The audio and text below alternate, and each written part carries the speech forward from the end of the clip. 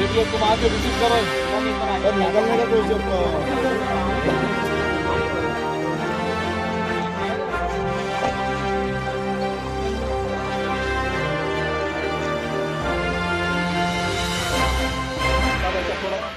Islampur village ನಲ್ಲಿ ಇದ್ದೇನೆ.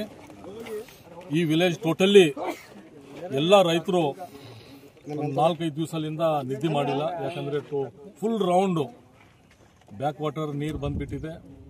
ಮತ್ತೆ ಮೋಸ್ಟ್ಲಿ ಇನ್ನ 1 ಫೀಟ್ ಜಾಸ್ತಿ ಆದರೂ ಎಲ್ಲ इस्लामपुर मुड़ होती पूरा गांव डूब जाता था।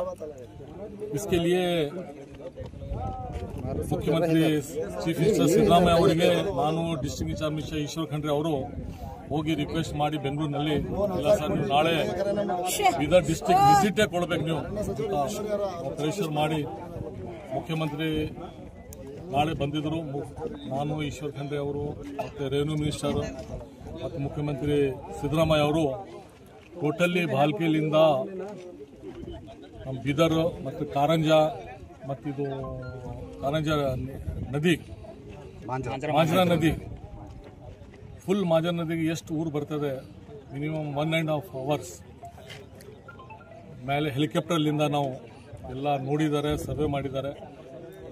ಮತ್ತು ಮುಖ್ಯಮಂತ್ರಿ ಇದರ ಬಗ್ಗೆ ತುಂಬ ಸೀರಿಯಸ್ ಆಗಿ ಗುಲ್ಬರ್ಗನಲ್ಲಿ ಡಿವಿಷನ್ ಮೀಟಿಂಗ್ನಲ್ಲಿ 10 ಲಕ್ಷಕ್ಕಿಂತ 10 ಲಕ್ಷ ಹೆಕ್ಟೇರ್ಗಿಂತ ಜಾಸ್ತಿ ಜಮೀನು ನಷ್ಟ ಆಗಿದೆ।